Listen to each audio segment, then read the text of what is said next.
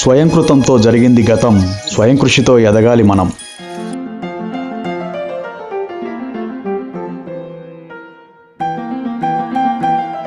Cinema చరిత్రలో ఎందరో సృష్టికర్తలు, అందరికీ కళాభివందనాలు.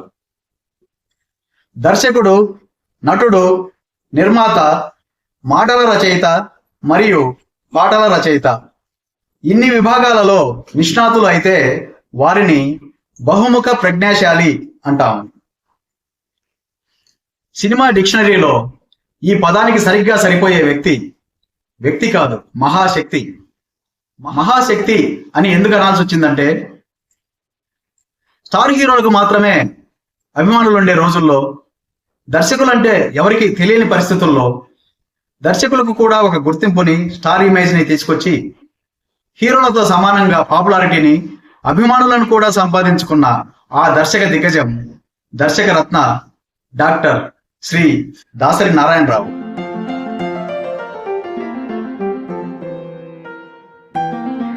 సినీ ప్రపంచంలో అత్యధిక చిత్రాలకు దర్శకత్వం వహించిన తొలి దర్శకులుగా గిన్నిస్ బుక్ ఆఫ్ వరల్డ్ రికార్డ్స్లో స్థానం దక్కించుకున్న దాసరి నారాయణరావు 1947 మే 4న పశ్చిమ గోదావరి జిల్లా పాలకొలులో అతి సామాన్యమైన కుటుంబంలో జన్మించారు. ఆర్థిక పరిస్థితి కారణంగా ఒక మాస్టారు సాయంతో చదువు కొనసాగించి 6వ తరగతిలో ఉత్తమ విద్యార్థిగా నిలిచిన ఆయన కళాశాలలో BA చదివే రోజుల్లోనే అనేక నాటక పోటీలలో పాల్గొని ప్రతిభగల రంగస్థల నటుడిగా, దర్శకుడిగా గుర్తింపు పొందారు.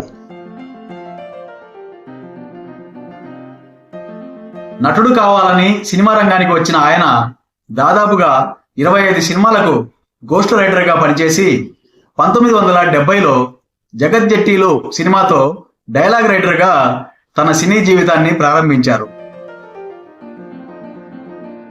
సామాన్యుడి నుంచి అసామాన్యుడి వరకు ప్రతి ఒక్కరిని ఆలోచింపజేసే 151 సినిమాలకు దర్శకత్వం వహించిన ఆయన ఒకే కుటుంబం, వింత సంసారం అనే సినిమాలకు అసోసియేట్ డైరెక్టర్గా పనిచేశారు. 1972లో తాతా మనవడు సినిమాతో దర్శకుడిగా మారి సినీ పరిశ్రమకు మార్గదర్శకుడిగా దిశానిర్దేశం చేసే స్థాయికి ఎదిగారు దాసరి నారాయణరావు. తొలి సినిమా తాతా మనవడులో ప్రముఖ హాస్య నటుడు రాజబాబును హీరోగా చేసిన 1975లో స్వర్గం నరకం సినిమాతో భక్తవత్సలం నాయుడును మోహన్ బాబుగా పరిచయం చేసిన అది ఆయనకే చెల్లింది. 1989లో మెగాస్టార్ చిరంజీవితో చేసిన లంకేశ్వరుడు సినిమాతో ప్రపంచంలోనే తొలిసారి 100 సినిమాల దర్శకుడిగా గిన్నిస్ రికార్డులకు ఎక్కారు దాసరి నారాయణరావు. కేవలం 18 సంవత్సరాల అతి తక్కువ కాలంలోనే ఆయన ఈ ఘనతను సాధించారు. తరువాత మరికొద్ది మంది మన తెలుగు దర్శకులు 100 సినిమాల మైలురాయిని దాటినా ఇప్పటికీ ఎక్కువ సినిమాలకు దర్శకత్వం వహించిన రికార్డు మాత్రం ఆయనదే. తన కెరీర్లో దర్శకుడిగా 151 సినిమాలు, నిర్మాతగా 53 సినిమాలు, మాటలు లేదా పాటల రచయితగా దాదాపు 250 సినిమాలు చేసిన ఆయన 65 సినిమాలలో హీరోగాను, సహాయ నటుడిగాను నటించారు. ఒక దర్శకుడు ఎక్కువ సినిమాల్లో నటించిన రికార్డు కూడా ఆయనదే. ఆయన చేసిన సినిమాల్లో అన్ని వర్గాల ప్రేక్షకులను అలరించి ఆలోచింపజేసేవి, ఎక్కువ శాతం ఘన విజయం సాధించినవి, చరిత్రలో నిలిచిపోయేవి చాలా ఉన్నాయి. 2 జాతీయ చలనచిత్ర అవార్డులు, రఘుపతి వెంకయ్య అవార్డుతో సహా 16 నంది అవార్డులు, 4 ఫిలింఫేర్ అవార్డులతో పాటు అనేక ప్రశంసలు.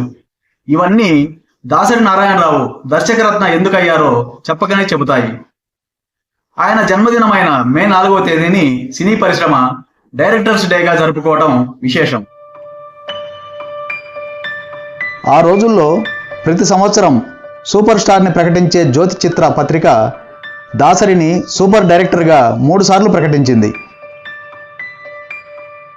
తెలుగుతో పాటు కొన్ని హిందీ సినిమాలకు కూడా ఆయన దర్శకత్వం వహించారు. ఆయన సినిమాల్లో తాతా మనవడు, స్వర్గం నరకం, తూర్పు పడమర, దేవదాసు మళ్ళీ పుట్టాడు, శివరంజని, గోరింటాకు, సర్దార్ పాపారాయుడు, శ్రీవారి ముచ్చట్లు, ప్రేమాభిషేకం, బొబ్బిలి పులి, తాండ్ర పాపారాయుడు, మేఘ సందేశం, ఎమ్మెల్యే ఏడుకొండలు, యుద్ధం, ధర్మపీఠం దద్దరిల్లింది, అమ్మ రాజీనామా, సూరిగాడు, ఒరే రిక్షా, కంటే కూతుర్నే కను, ఒసే రాములమ్మ సినిమాలన్నీ దర్శకరత్న దాసరి ప్రత్యేకతను తెలియజేయటమే గాక మళ్ళీ మళ్ళీ చూడాలనిపించే సినిమాలు. తొలి సినిమా తాత మనవడు, చివరి సినిమా ఎర్రబస్సు రెండు తాత మనవళ్ళ కథలే కావటం కాకతాళీయం. దాసరి నారాయణరావు డిస్ట్రిబ్యూటర్గా, జర్నలిస్టుగా, తర్వాత రాజకీయ నాయకుడిగా ఇలా అనేక పాత్రలు పోషించారు. 2006లో రాజ్యసభకు ఎన్నికైన ఆయన కేంద్ర బొగ్గు గనుల శాఖ సహాయ మంత్రిగా చేశారు.